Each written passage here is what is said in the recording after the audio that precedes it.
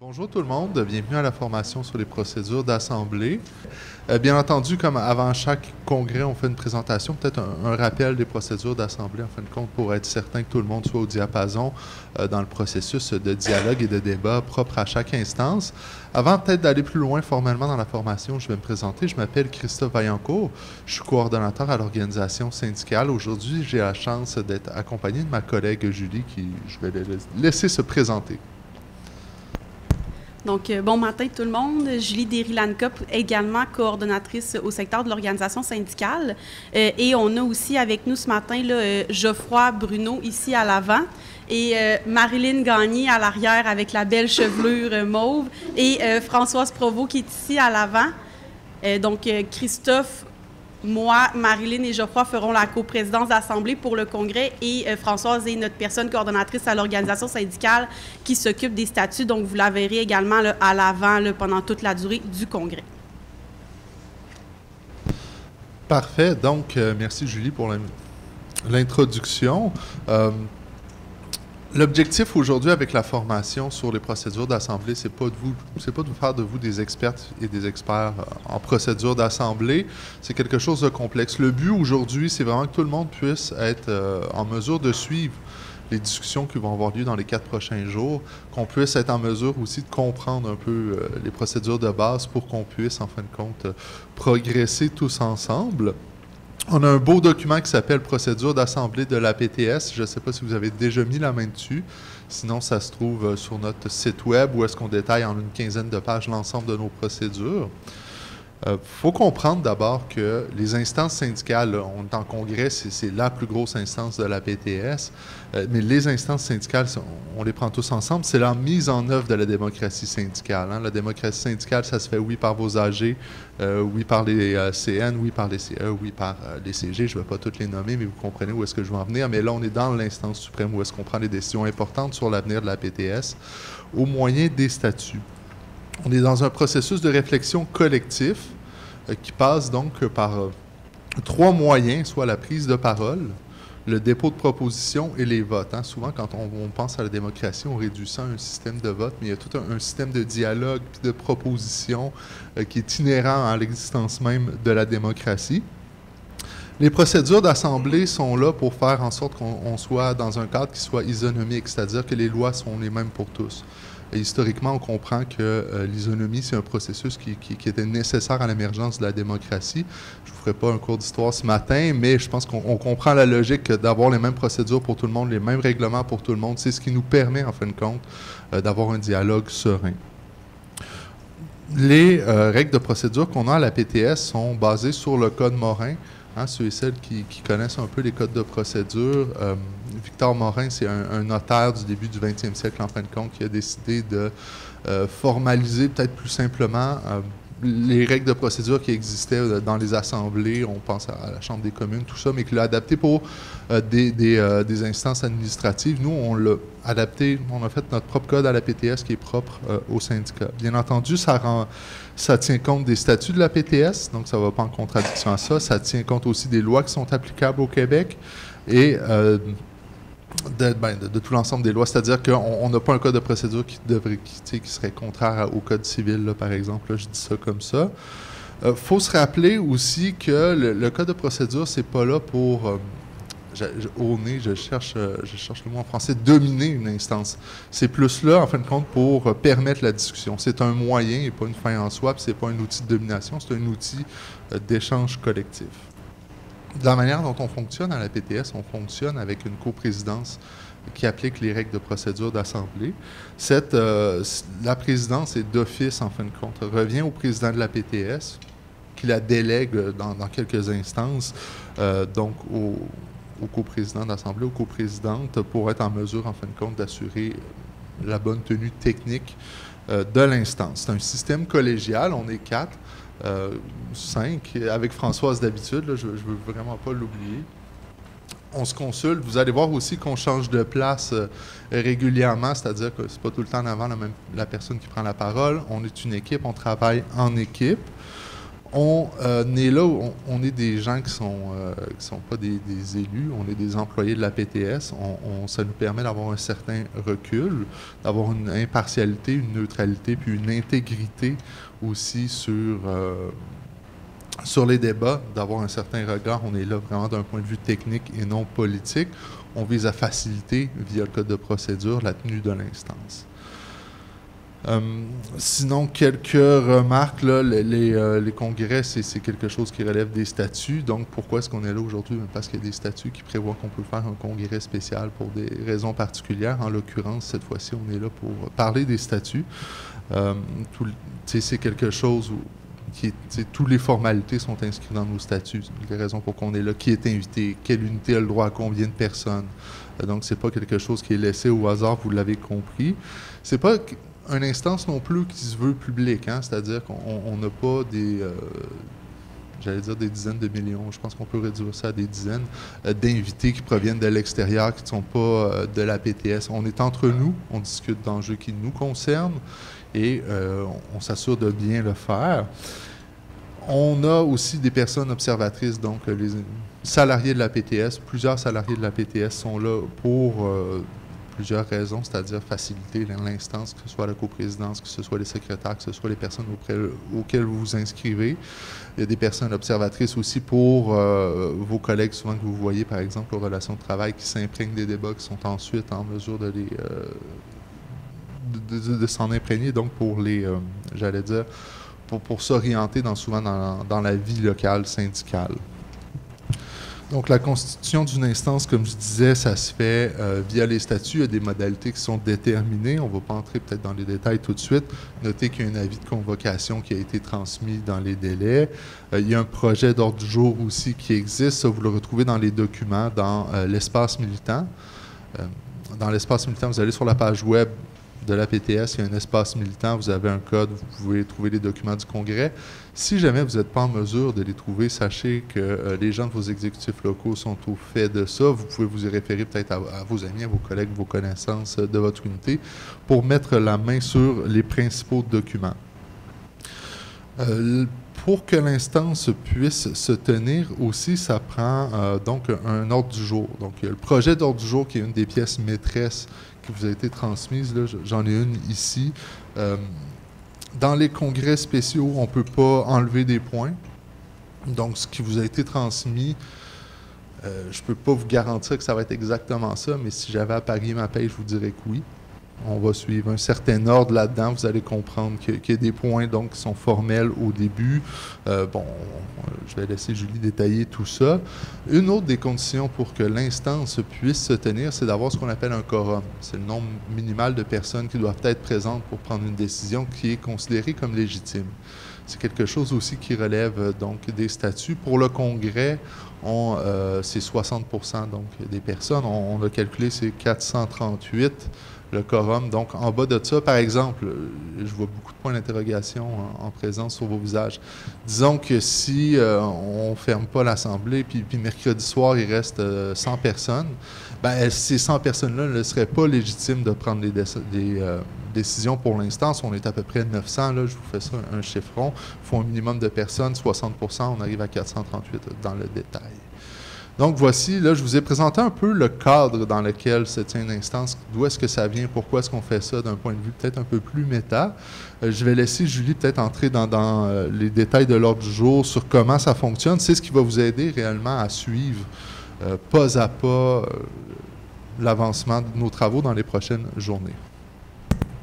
Oui, donc, comme mon collègue vient de le mentionner, l'ordre du jour, c'est vraiment la pièce maîtresse de l'instance. C'est vraiment ça qui va venir dire un peu c'est quoi les sujets qu'on va aborder, c'est quoi les travaux qu'on va faire, dans quel ordre on va les aborder, puis aussi c'est quoi la finalité qu'on attend de ces sujets-là. Donc, un sujet mis à un ordre du jour peut avoir être décisionnel, consultatif ou informatif. Quand c'est décisionnel, bien, c'est qu'on sait qu'à la fin, on va avoir une proposition, il va falloir se positionner en tant qu'instance pour prendre une décision par rapport à ce sujet-là.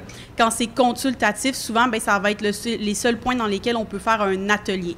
Donc, souvent, on va diviser la salle en petits groupes, on va faire un atelier pour pouvoir vous poser des questions sur certains sujets, puis que vous puissiez débattre entre vous pour avoir de l'information de la salle, puis voir un peu où les gens se positionnent par rapport rapport à ça.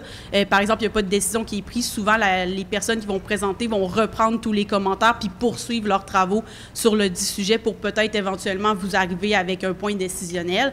Puis un point informatif, bien là, c'est vraiment plus un point, là, souvent ça peut être des rapports d'étape, des travaux d'un comité, un rapport qui va venir un peu vous dire qu'est-ce qu'on a fait, où on est rendu dans nos travaux, mais c'est pas un point, dans le fond, dans lequel on demande de prendre des décisions, quoi que ce soit. C'est en plus pour informer la salle, informer la délégation de comment ça avance, puis où est-ce qu'on est rendu, les différentes étapes à franchir. Un ordre du jour, quand on arrive, dans le fond, c'est vraiment une proposition principale. On vous propose l'ordre du jour, puis il doit être adopté. Puis un ordre du jour est construit vraiment d'une façon logique, en respectant certaines règles. Donc, au début d'un ordre du jour, on va toujours avoir les propositions d'usage.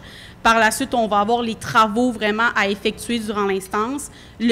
Ensuite, on a le point divers, ou souvent qu'on appelle plus communément un varia, dans lequel les gens peuvent plus amener des informations générales. Et une levée, le dernier point, c'est tout le temps la levée de la séance. Donc, quand on a épuisé l'ordre du jour, on lève la séance pour mettre fin à l'instance.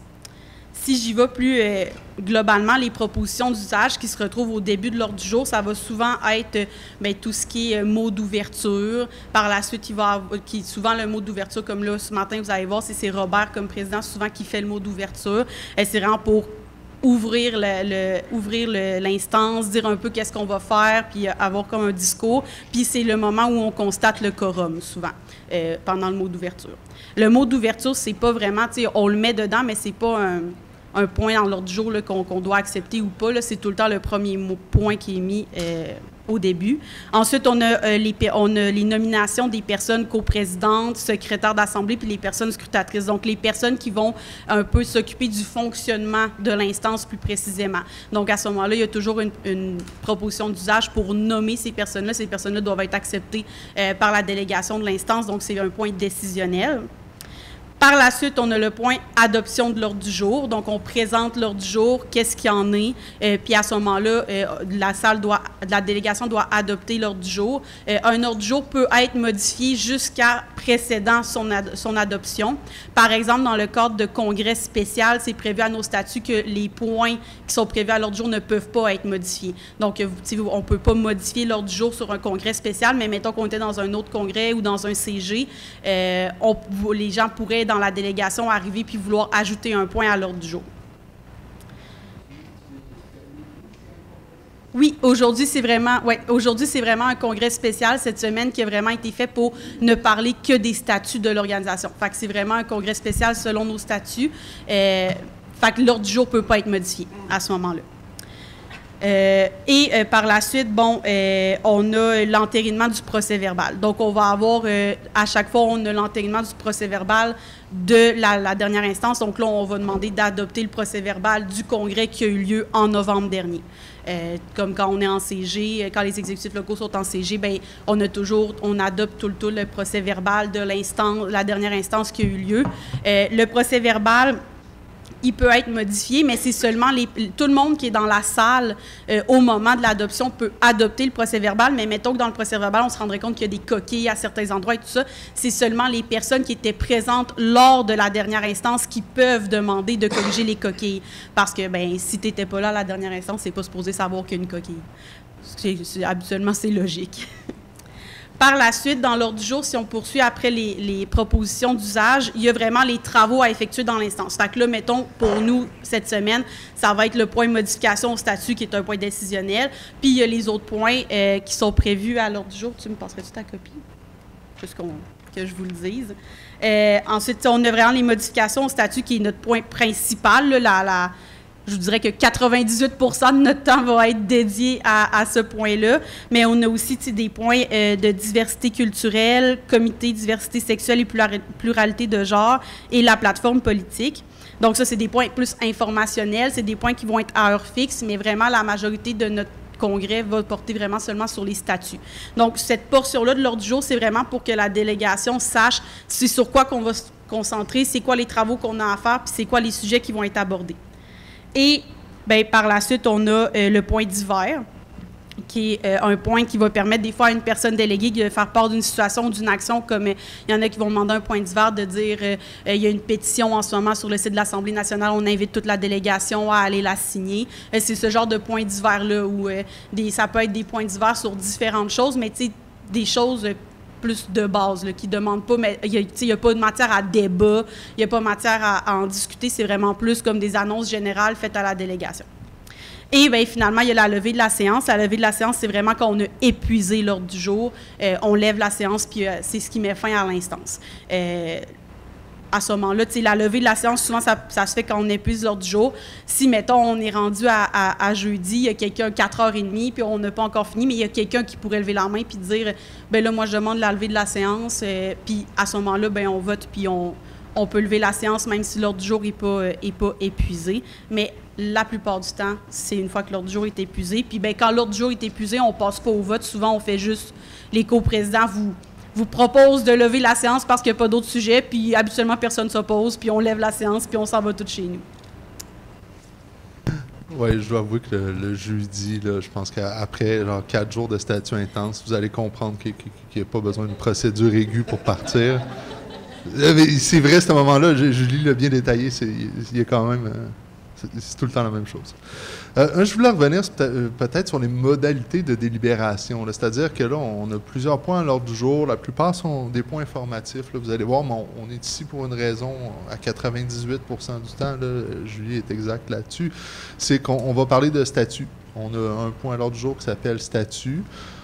Je vais vous expliquer comment ça va fonctionner. Vous allez être en mesure de suivre. C'est que si on laisse le point statut, puis chacun parle un par-dessus l'autre, on s'en sortira jamais.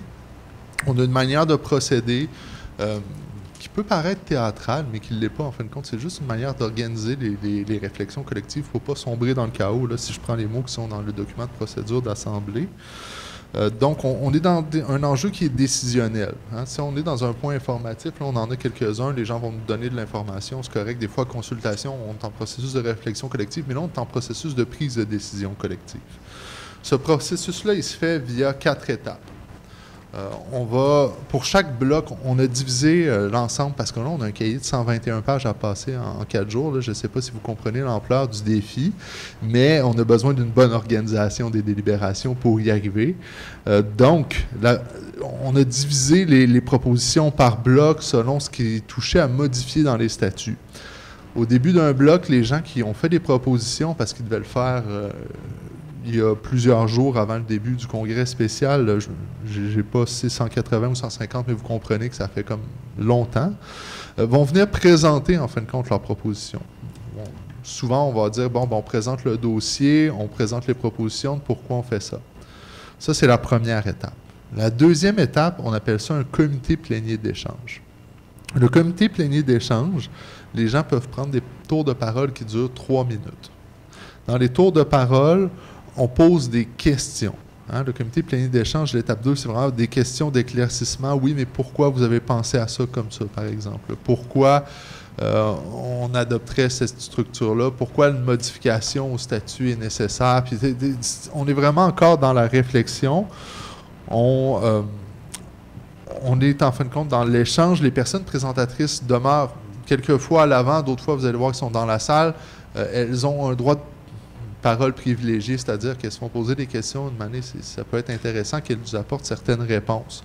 C'est pas parce qu'on pose une question aussi, puis là je mets peut-être un petit aparté, c'est pas parce qu'on pose une question qu'on a le droit à une réponse. Si les gens ne veulent pas y répondre, c'est leur droit. C'est comme ça. Mais dans la réflexion collective, on va faire des blocs, pour se dire, un bloc de 20 minutes sur chaque ensemble de propositions. On va ajouter des blocs de 10 minutes au besoin. L'idée, c'est de se guider dans le temps, en fin de compte, pour passer à travers les 121 pages. Une fois qu'on a fermé donc le comité plénier d'échange, on va ouvrir ce qu'on appelle une période délibérante. Dans la délibérante, les gens qui vont au micro prennent position. C'est-à-dire qu'ils vont souvent, vous allez voir, ça va souvent commencer à « moi, j'appelle les gens à voter pour » ou « j'appelle la délégation à voter contre ». Et ils vont être dans l'argumentation de pourquoi on devrait adopter ou rejeter la proposition. Dans les tours de parole dans la délibérante, c'est 2 minutes. C'est-à-dire que tu as 2 minutes pour convaincre la salle d'adopter ton point de vue. Ensuite, il y a une quatrième étape. La quatrième étape, c'est vraiment le vote sur les propositions. Pendant le vote, on va essayer d'être pédagogique. Quand vous allez voir, il y a plusieurs, je ne sais pas si vous avez regardé le cahier des propositions et le chemin des propositions. Il y a beaucoup de propositions, il y a des propositions qui se complètent, il y a des propositions qui sont contradictoires entre elles, c'est-à-dire qu'elles peuvent pas vivre ensemble. Par exemple, si je dis au dîner, il y a une proposition qui dit au dîner, on ne mange que des fruits. Il y a une autre proposition qui dit au dîner, on ne mange que des légumes. On comprend qu'on ne peut pas manger que des fruits ou que des légumes. Il y a un moment où est-ce qu'on doit choisir, c'est les fruits ou les légumes. Là, je prends un exemple totalement abstrait, mais la logique est quand même assez simple à suivre. Sinon, il y a des propositions qui disent on ne mange que des fruits pour dîner. Il y a une autre proposition qui dit on ne mange que des bananes. Si on vote qu'on est pour manger que des bananes, on comprend qu'on ne peut pas manger que des fruits. On se restreint à la catégorie de fruits qui s'appelle banane. Et vous allez voir, ça peut vous sembler un peu abstrait, là, mais quand vous allez voir les propositions, vous allez voir qu'il y en a qui se complètent, puis vous allez penser à mes fruits, mes bananes, puis mes carottes. Donc, il y a le chemin des procédures. Le chemin des votes, c'est-à-dire, on se veut pédagogique là-dessus, parce que honnêtement, c'est assez complexe. On est des personnes qui adorent jouer avec les statuts. C'est notre fun dans la vie, on est des professionnels de statuts, et on a passé plusieurs jours à essayer de décortiquer tout ça, dans quel ordre on allait les voter. Fait qu'on comprend que la délégation, il y en a qui sont là plus souvent, qui viennent au CG, là, qui proviennent des exécutifs locaux, il y en a qui sont là moins souvent. On a besoin d'expliquer. On va essayer d'être pédagogue là-dedans, dans ce processus-là, pour bien vous faire comprendre dans quel ordre on les fait voter. Quand on est en procédure de vote, avant de voter, on va appeler la personne qui fait la proposition, on appelle ça un droit de conclure. Le droit de conclure, c'est qu'elle a quelques instants, en fin de compte, pour dire à la salle, faire valoir son point à la salle avant la procédure de vote. Dans la procédure de vote, donc une fois qu'elle a eu le droit de conclure, qu'on a expliqué le chemin dans lequel on allait voter les propositions et les amendements, c'est un vote qui va être secret. C'est un moment aussi où est-ce qu'on demande à la salle d'être silencieuse. Parce qu'on est en procédure de vote, il n'y a pas d'intervention. Là, tu ne peux pas dire, finalement, ça ne me tentait pas de manger des fruits et des légumes, je veux faire une proposition, c'est de manger du tofu. Là, non, tu n'arrives pas au bon moment, on est en procédure de vote. Là. Tu peux faire un point d'ordre ou une question privilège. Un point d'ordre, on va vous expliquer c'est quoi, mais disons que la présidence fait voter ça tout croche, qu'on ne suit pas le chemin des propositions, dire, pardon, à la présidence, je pense que vous vous trompez, ce qui est indiqué dans le chemin des procédures, par exemple. Vous pouvez aussi faire une question privilège, comme de quoi que vous êtes incapable de voter dû aux conditions matérielles, mais on va détailler tous ces mots-là, tout ce vocabulaire-là, ce lexique-là dans les prochains instants, ne faites-vous-en pas. Mais quand on est en procédure de vote, normalement, on vote. Vous allez voter via le scrutin.ca. Normalement, vous avez reçu vos codes. La question est indiquée aux écrans. Vous avez 45 secondes environ pour voter. Puis vous pouvez voter pour, contre et l'abstention, mais je ne vais pas aller plus loin là-dedans. Sinon, est-ce que j'avais quelque chose d'autre à dire? Quand on fait... Ah oui, c'est ça, pour les statuts, pour modifier les statuts, puis là, on est dans un congrès de statuts, vous comprendrez, on doit faire, pour adopter une proposition, c'est le vote des 2/3. Donc, on doit avoir le 2/3 des gens. C'est un vote aux 2/3. La majorité des 2/3, on doit avoir un peu plus que 66,6% des gens qui votent pour une proposition pour qu'elle soit adoptée. On comprend que les statuts, c'est la constitution du syndicat, c'est l'objet le plus important. C'est pas est-ce qu'on est prêt ou prête à aller dîner. Ça, c'est un vote à majorité simple à 50%. Là. C'est comme, OK, 66%, on est dans une démarche sérieuse. Là, on ne tient pas compte des abstentions. Les gens votent pour, contre ou s'abstiennent, mais on ne tient pas compte des abstentions dans le 66%. On peut voter pour, vous comprendrez que c'est que vous êtes pour qu'on appuie la proposition de modification des statuts.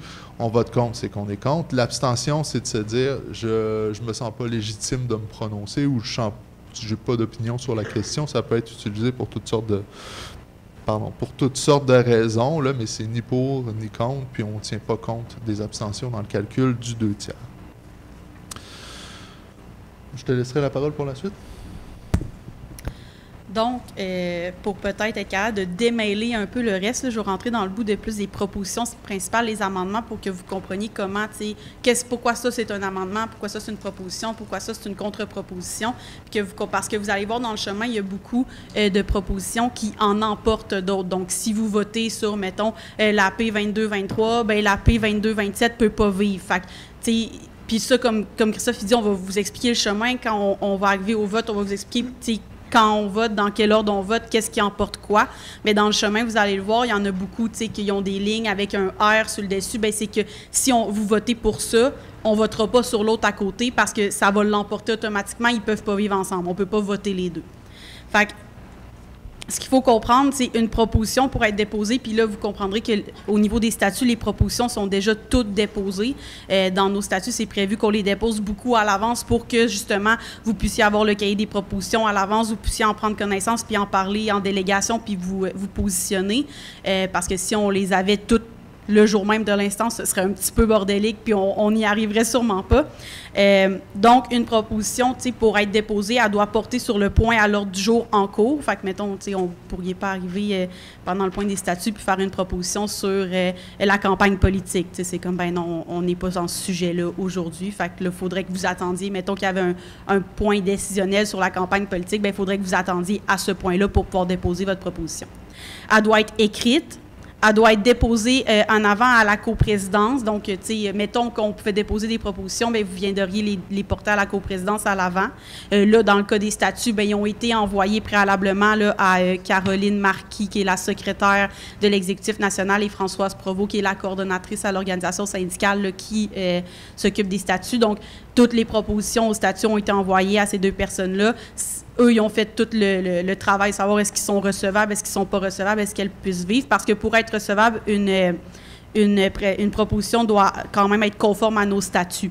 Donc là, on s'entend, c'est des propositions pour modifier les statuts. Donc, la plupart des propositions sont recevables, mais il doit aussi, en règle générale, être conforme au règlement puis aux façons de faire des lois en vigueur au Québec. Le fait il y en a qui pourraient ne pas être recevables. Puis une proposition, pour être recevable, doit être appuyée par une personne. Donc, quelqu'un n'aurait pas pu nous envoyer une proposition que c'est juste lui qui propose, mais que personne n'appuie. Il fallait que quelqu'un ait appuyé la proposition qu'il déposait pour les modifications au statut. Donc, vous allez voir, pour chaque proposition, on a une proposition principale qui est comme la proposition de base qui a été envoyée par quelqu'un.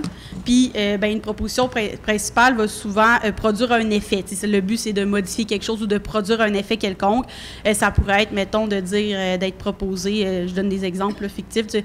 On propose, mettons qu'on était en train de voir les orientations politiques de l'organisation, on pourrait proposer que la PTS appuie activement le collectif pour un Québec sans pauvreté. Bien, ça pourrait être une proposition principale, mettons. Par la suite, il peut y avoir vous allez voir dans les propositions, il peut y avoir une contre-proposition qui est comme une proposition qui ne peut pas vivre avec la première, avec la proposition principale. Comme, mettons qu'on dit qu'on veut dénoncer la réforme du réseau de la santé.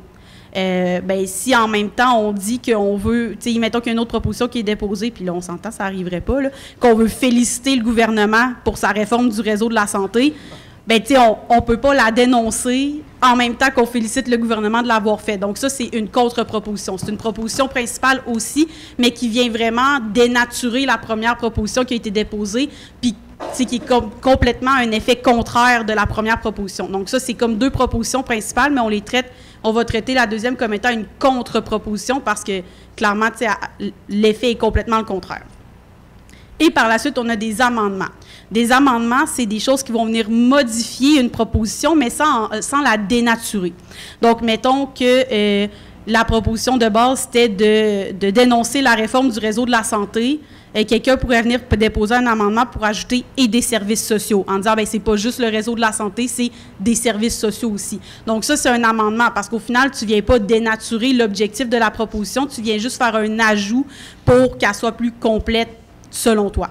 Ça peut être des amendements aussi, vous allez voir dans le cahier de proposition, souvent il va y avoir des amendements pour ajouter ou des fois pour remplacer. Mettons, on va remplacer adopter par élaborer ou on va remplacer détermine par recommande. Fait que ça, c'est vraiment des amendements parce que c'est pas des des modifications qui viennent complètement changer la proposition principale. Elle vient plus comme la compléter ou des fois la modifier de 1 ou 2 mots, mais pas plus que ça. Des fois aussi, vous allez voir, il y a des amendements qui se contredisent entre eux. Fait que dans une proposition principale, on va avoir des amendements que, puis dans le chemin, on va prendre le temps de vous l'expliquer, bien, il y a des amendements que, mettons, des fois, l'amendement A1 puis l'amendement A2, A1 pour amendement 1, amendement 2, bien, ils se contredisent eux-mêmes. Fait que là, dans le chemin, on va les voter d'une façon, mais on va vous le mentionner que, bien, si vous votez pour l'amendement A1, l'amendement A2 va être rejeté, ne pourra pas exister, et vice-versa. Fait que si, mettons, vous dites, bien, moi, c'est l'amendement A2 que je veux, vous votez contre l'amendement A1 pour pouvoir voter sur l'amendement A2. Puis là, c'est à l'issue du vote de l'amendement A1 qu'on va voir si c'est possible ou pas, s'il est adopté ou pas. Donc ça fait le tour pour les propositions principales, les amendements. Là, je vais rentrer dans la portion des propositions particulières. Les propositions particulières, ceux qui sont en présence, là, à l'entrée, il y avait un petit carton comme ça qui vous a été donné. Ça, c'est vraiment un aide-mémoire pour tout ce qui est en lien avec les propositions particulières. Ça va vous permettre, là, si jamais il y a quelqu'un qui arrive et qui fait une proposition particulière, ça va vous permettre d'être capable de suivre plus facilement qu'est-ce qu'il y en est. Je vais quand même là, vous les détailler en vous donnant des exemples vite, là, pour que quand même vous soyez capable de bien les comprendre. Il y a des propositions particulières. À quoi ça sert? Ça va être soit pour se plaindre des conditions matérielles ou relever un manquement à l'ordre du jour, comme on a mentionné tantôt. Des fois, ça va être peut-être pour remettre en question une décision qui a été prise. Souvent, ça va être par la présidence d'Assemblée. Nous, des fois, on va falloir prendre des décisions sur certains sujets ou certaines choses qui nous sont ramenées. Bien, des fois, la salle pourrait décider de faire appel à notre décision parce qu'ils ne sont pas d'accord. Ou encore, des fois, ça va être pour affecter le cours normal des débats. Donc, si on prend les premières propositions, on appelle ça des propositions privilégiées. Il y a l'ajournement. L'ajournement, vous allez voir, on va l'utiliser à chaque jour. À la fin d'une journée, dans le fond, on ne lève pas l'Assemblée parce que, comme j'expliquais tantôt, quand on lève l'Assemblée, on met fin à l'instance.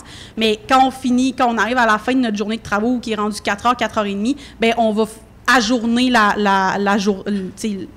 les débats puis les travaux pour les reprendre le lendemain matin. Donc, ça ne met pas fin à l'instance, ça la met comme sur pause.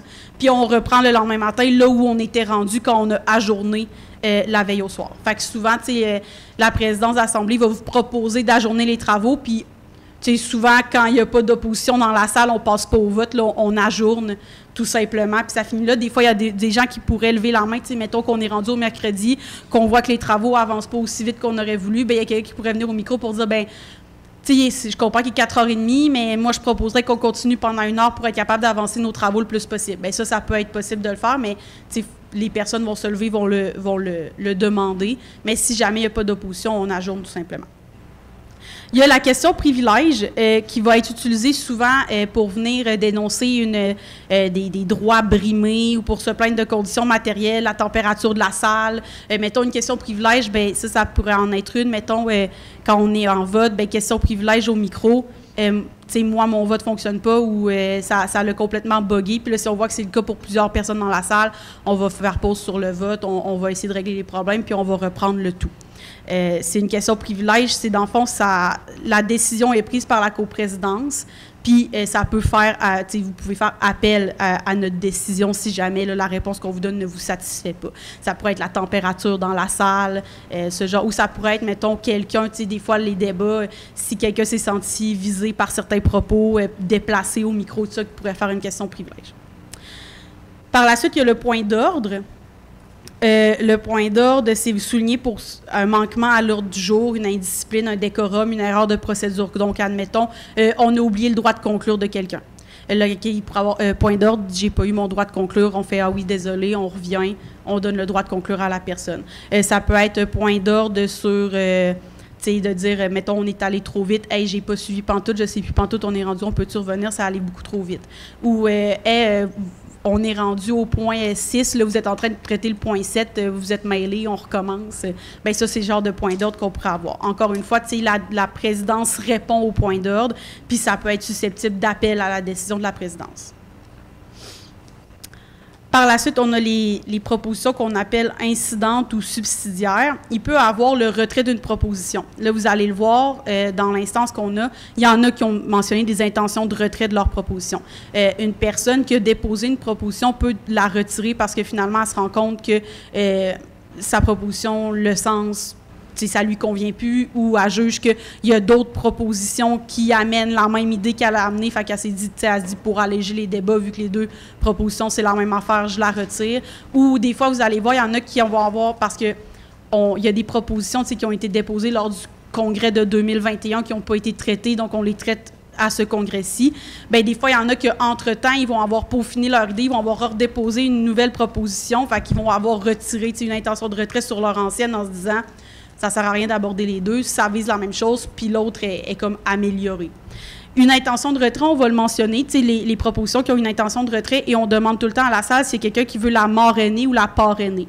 Il y a une autre personne de la délégation qui pourrait dire, bien, moi, je la trouve intéressante, cette proposition-là, je la trouve intéressante, l'idée, j'ai envie de la reprendre. Fait qu'à ce moment-là, cette personne-là va reprendre la proposition, puis on va quand même pouvoir en discuter, puis avoir un débat là-dessus. C'est sûr que, tu sais, si jamais c'est une proposition que la personne a dit, bien, moi, je l'ai retirée parce qu'il y a une proposition exactement pareille, bien, c'est que dans tous les cas, même si on voudrait en parler, on ne vous fera pas voter deux fois sur la même affaire. Fait que, tu sais, c'est comme un peu caduque de la reprendre pour en discuter parce que souvent, au final, bien, peut-être qu'on n'en discutera pas parce qu'on va déjà avoir voté l'autre proposition qui est au même effet. Donc, ça va comme mourir de sa belle mort. Ensuite, il y a la division d'une proposition. Des fois, ça peut être utilisé quand il y a une proposition à l'étude qui est extrêmement longue et complexe. Des fois, les coprésidents pourraient décider de la diviser pour rendre ça plus facile. Ça, tu sais, ça doit être appuyé par une personne déléguée. Ça ne permet pas de débat, mais vu que la décision est prise par la coprésidence, ça peut faire l'objet d'un appel de la décision. Tu sais, vous pourriez décider de dire, ben non, si on la divise, ça ne fait plus de sens. Nous, on veut la voter toute d'un bloc. C'est beaucoup plus simple comme ça. Fait que là, vous pourriez faire un appel de la décision de la présidence, puis qu'on la traite toute d'un bloc au lieu de la diviser. On va poser les questions à la fin parce que vu qu'il y a du monde en Zoom, il va falloir que vous alliez au micro. Il n'y a pas de problème. Ensuite, il y a la suspension des règles de procédure. Ça peut être utilisé pour modifier temporairement les règles de procédure. La modification doit être circonscrite, ça doit être appuyé par une personne déléguée, puis ça ne permet pas de débat. Dans le fond, la personne peut demander la suspension des règles, elle va exposer sommairement ses arguments de pourquoi elle demande une suspension des règles, puis la décision est prise par l'instance dans un vote aux 2/3. Ça peut arriver, mettons, on a fait l'ordre du jour dans un certain ordre, mais là, on se rend compte que ce serait plus logique de passer un point avant un autre. Il y a quelqu'un qui pourrait arriver au micro puis dire, pour le déroulement de l'instance et tout ça, moi, j'aimerais ça qu'on passe ce point-là avant. Est-ce qu'on peut modifier l'ordre du jour? On l'a déjà adopté. Fait que là, on pourrait demander une suspension des règles de procédure, dire, ben, tu sais, est-ce qu'on peut voter, tout ça. Mettons que dans la salle, personne ne s'oppose. Des fois, on va dire, bon, ça convient-tu à tout le monde? Oui, OK, ben, on ne fera pas le vote, puis on va le faire. Mais, c'est un exemple de ce que qui pourrait arriver. Et le dépôt sur le bureau. Bon, le dépôt sur le bureau, souvent, ça va être utilisé pour faire cesser les débats sur une proposition puis les reporter à un moment ultérieur. Ça peut être utilisé par les gens, des fois, à dire là, moi, j'aimerais ça un dépôt sur le bureau sur cette question-là. Clairement, la salle est divisée. Clairement, on ne sait pas où se positionner personne. Je pense que ce serait mieux qu'on ait toute la réflexion de notre côté puis qu'on revienne dans un deuxième temps, dans une prochaine instance pour trancher la question. On s'entend, dans les congrès, ça arrive un peu moins là, parce que, tu sais, vous avez eu les propositions à l'avance, souvent vous avez eu le temps de les étudier, tout ça. Mais ça pourrait arriver, les gens peuvent demander un dépôt sur le bureau. Puis le dépôt sur le bureau, ça doit être voté à majorité simple. Puis c'est sujet à un débat. Il peut y avoir un débat sur la question du dépôt sur le bureau, est-ce qu'on devrait le faire ou est-ce qu'on ne devrait pas le faire.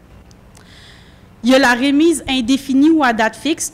C'est un peu comme un dépôt sur le bureau, mais pas un dépôt sur le bureau. C'est qu'on fait cesser les discussions sur un sujet à l'ordre du jour, mais on ne dit pas quand est-ce qu'on le remet. T'sais, c'est comme, ben on le remet, on peut le remettre à date fixe, mais des fois, ça peut être, mettons, on parle on veut se positionner politiquement sur la réforme du réseau de la santé et services sociaux ou sur le projet santé qui a été déposé par Christian Dubé. Puis là, on se dit, ouais, mais là, la présentation de ce projet-là n'a pas encore eu lieu. Est-ce qu'on peut faire la remise de ce point-là ultérieurement quand le ministre va avoir déposé son projet pour qu'on puisse en discuter en toute connaissance de cause, mettons. Ça, c'est un genre d'exemple qui pourrait arriver. Oui, vas-y. Oui, peut-être pour faire préciser dans le contexte actuel, là, puis je pense que Julie l'avait bien, le dépôt sur le bureau, ça concerne vraiment une proposition. Fait que ça se peut qu'il y ait une proposition de modification au statut, qu'on soit comme, je sais pas, on peut pas se faire une tête à l'heure actuelle, on propose un dépôt sur le bureau, puis on en reparlera au prochain congrès. La remise indéfinie ou à date fixe, ça concerne un point à l'ordre du jour. J'espère que personne ne va faire ça pour le point statut sérieux, parce qu'on est là comme 4 jours pour parler de ça. Ça ne devrait pas arriver, mais ça se peut que comme exactement ce que Julie disait, là, que pour plein de raisons, on soit obligé de le faire. C'est fort peu probable que ça arrive dans les 4 prochains jours, mais c'est très bon à savoir. Puis, finalement, on a les propositions qu'on appelle les propositions spéciales. Il y a l'appel à une décision de la coprésidence. Donc, depuis tantôt, je vous dis qu'il y a des endroits dans lesquels on peut faire appel. Bien là, c'est vraiment la coprésidence, elle a émis une décision dans la salle qui n'est pas d'accord.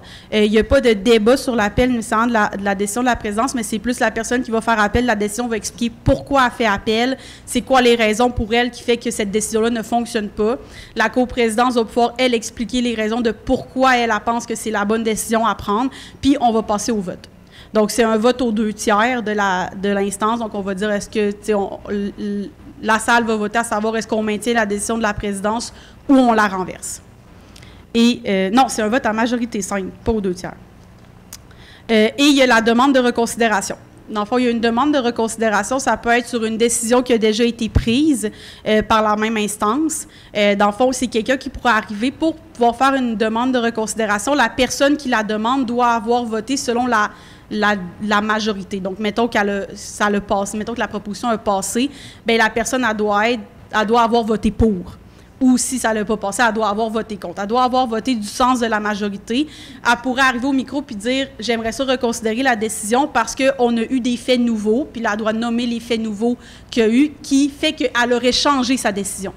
De dire « Bien, moi, avoir su ça, j'aurais voté contre finalement. » Ou « Avoir su ça, j'aurais voté pour finalement. » Donc, c'est le genre de choses qui peut arriver. Des fois, quand il y a des faits nouveaux qui arrivent en cours d'instance, de reconsidérer des décisions. Je vous dirais, c'est pas quelque chose qui arrive régulièrement. Puis, c'est une décision qui doit être prise par l'instance aux 2/3. Donc, l'instance doit décider, est-ce qu'on reconsidère cette décision-là? Des fois, ça pourrait arriver que plusieurs dans la délégation se disent, ouais, ben moi aussi, tu sais, finalement, si j'avais su ça, j'aurais voté contre ou j'aurais voté pour, au lieu de voter dans le sens de la majorité. Je vais répéter ce que Marilyn est en train de dire, vu que nous, on est en présence et que vous êtes en Zoom. Dans le fond, quand le point d'ordre puis la question privilège, vous n'êtes pas obligé, c'est les deux seules propositions particulières qui vous permettent de couper la parole à quelqu'un.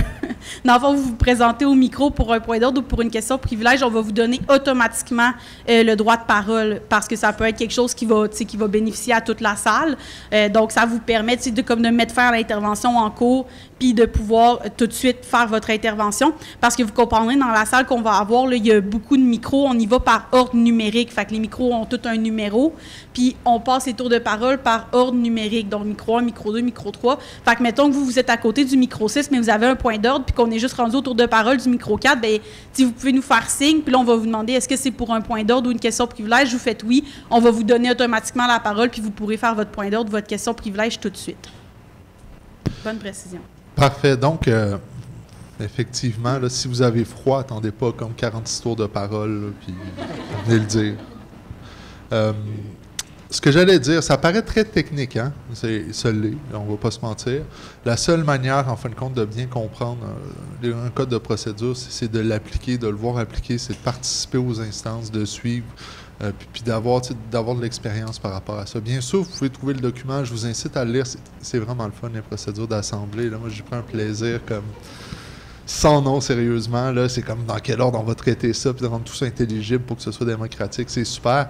Mais donnez-vous le temps aussi d'absorber tout ça. Nous, on est en congrès, on le sait. Des fois, on est dans certaines instances où est-ce que tout le monde est habitué, ça va vite, puis ça roule. Là, on se veut dans une démarche pédagogique. Le but, c'est de donner le moyen à tout le monde de parler. Ceci dit, à partir de maintenant, j'ai vu assez de points d'interrogation sur vos visages pour que je pense que vous ayez des questions. Si c'est le cas, on va se dédier peut-être en 15-20 minutes à l'exercice. On vous incite d'aller au micro, de vous présenter, donc de dire votre nom, de l'établissement dans lequel vous provenez, puis de poser votre question. Les gens Zoom aussi, soyez très à l'aise de poser des questions. C'est un peu la formule qu'on va reprendre dans le congrès, c'est-à-dire quand vous allez au micro, vous vous présentez, vous dites votre nom, quel établissement, ensuite vous commencez à parler. Est-ce qu'il y avait des questions à ce moment-ci? J'ouvrirais genre un comité plénier d'échange, I guess. En Zoom aussi, si vous avez des questions, levez votre main, puis on va vous donner la parole. Mais ça a l'air assez... on était clair, finalement. On était clair, mais gênez-vous pas, hein? On est là, puis on a une table aussi en avant de coprésidence d'Assemblée. Vous pouvez venir nous voir, demander des explications, poser des questions. C'est-tu comme ça que ça se fait? Ou nous apostropher des fois dans le corridor pour dire, OK, faut pas le gêner. Si jamais, pendant l'instance, vous venez intervenir au micro, mais vous ne savez pas trop si votre question, c'est là que vous la posez ou pas, vous pouvez le demander, là, c'est-tu le moment où je nomme ce genre de choses-là, puis on va vous dire oui ou non, puis vous allez pouvoir... Puis si on vous dit non, on va vous dire à quel moment c'est le moment de le faire pour que vous puissiez revenir. Oui, on a une question. J'ai une question. Ariane Saint-Laurent, dans le fond, ma question, c'est juste pour le vote. Fait qu'on a un papier, mais on a aussi un vote en ligne. Fait que quand on fait lequel? On va vous le dire. Okay. Dans le fond, automatiquement, ça va être par scrutin.ca, à moins que quelqu'un dans la salle demanderait un vote à main levée sur une proposition particulière. À ce moment-là, on ferait le vote à main levée avec vos cartons de couleur, puis en Zoom, ce serait avec votre main virtuelle. Mais sinon, automatiquement, les votes vont se faire via scrutin.ca. Il y a des personnes aussi qui sont là simplement pour compter les votes au cas où, là, des personnes scrutatrices qui nous aident à compter, parce qu'en avant, on calcule pas le 2/3 à l'œil. On vous remercie d'avoir assisté à la rencontre en espérant que ça vous a éclairé un peu. Bon congrès tout le monde!